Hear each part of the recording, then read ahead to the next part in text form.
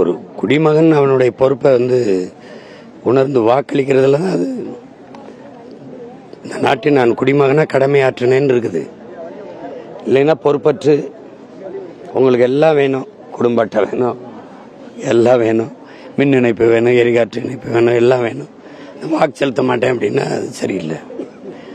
ஜனநாயக நாட்டில் மக்களுக்கு இருக்கிற கடைசி மதிப்புமிக்க உரிமை இது வாக்கு தான். நம்மளுடைய எதிர்காலத்தை தீர்மானிக்கிற ஒவ்வொரு தேர்தலும் 5 ஆண்டு கால எதிர்காலத்தை தீர்மானிக்கிற ஒரு தலைவனை தேர்வு செய்ய நல்வாய்ப்பை இந்த ஜனநாயகம் தருது. அதுக்கான உரிமை தான் அந்த வாக்கு. அதை செலுத்தணும். பொறுப்பற்று விட்டுட்டு அப்புறம் ஆட்சி சரியில்லை, தண்ணி வரல, பாதை சரியில்லை, போக்குவரத்து இல்லை, எரிக்க மின்சாரம் இல்லை, படிக்க கல்வி இல்லை, படித்தா வேலை இல்லைன்னா பேசிக்கிட்டு இருக்குது பைத்தியக்காரத்தனமாயிரும். அதனால வாக்கு செலுத்தணும், ஒவ்வொருத்தரும் செலுத்தணும். அது நம்முடைய ஜனநாயக கடமை. செய்யணும். செஞ்சால்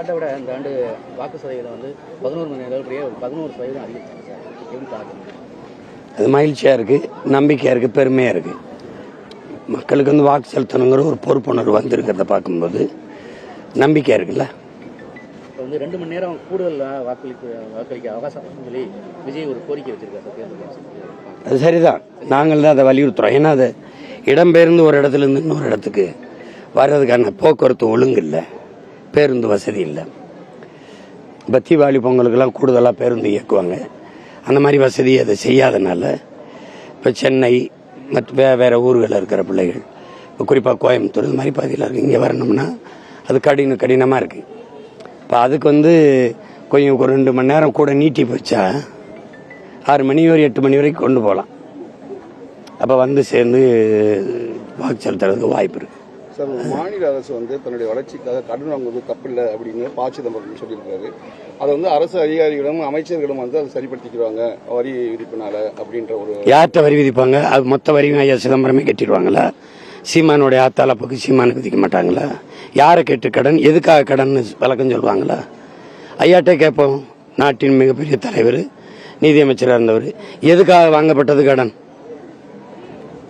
கடன் வாங்கி இந்த நாட்டுக்கு நிறைவேற்றின ஒரே ஒரு நலத்திட்டத்தை தான் நான் கேட்கிறேன்.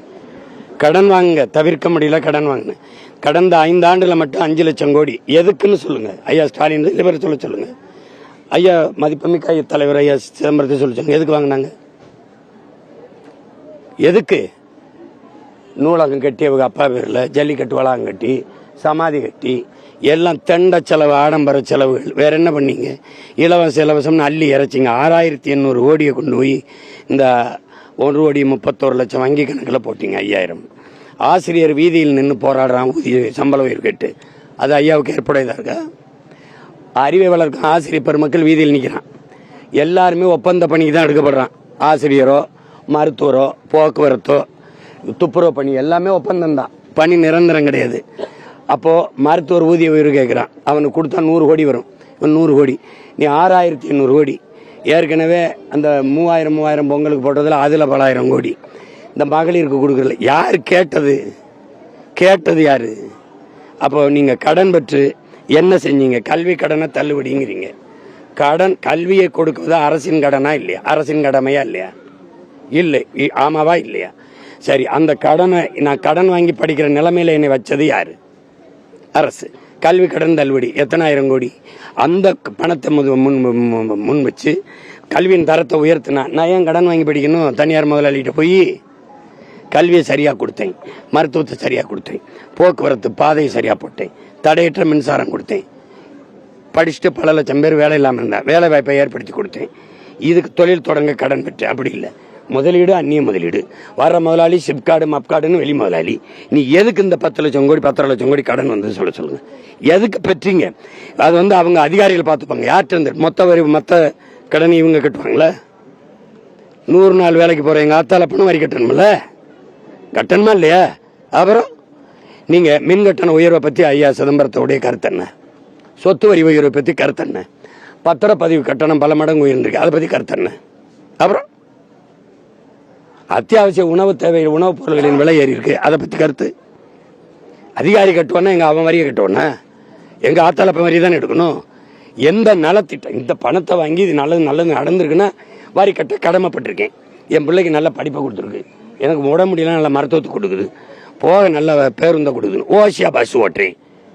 உலகத்தில் அறிவு இருக்கிற செய்யல தரமான பேருந்து கொடு, உரிய கட்டணத்தை கட்டிட்டு போகிறோம். அப்புறம் வாக்கு சதவீதம் அதிகரிப்பு மாற்றத்துக்கு ஆட்சிக்கான மாற்றத்துக்கான வாய்ப்பு மாறணும் தானங்க தேர்தல் நடக்குது. இது ஏன் நீங்கள் மாறக்கூடாதுன்னு நினச்சி வந்துடுறீங்களா? இப்படி சார் மாறிடுமா எப்படி எப்படின்னா அப்படி ஏங்க ஒவ்வொரு தேர்தல் வர்றது சதவீதம் பதிவாகிருக்கு. இந்த அமைதியாகவும் நடக்குது, தேர்தல் அமைதியாக நடக்குது. தேர்தல் ஆணையம் வந்து ஒழுங்குமுறையாக இருக்கிறதுனால இந்த மாதிரியான அமைதியான தேர்தல் நடக்குது. மாற்றத்துக்கு வழி இருக்குமா? மாறணுங்கிறதுக்கு தாங்க நாங்கெல்லாம் இந்த பாடுபடுறோம்.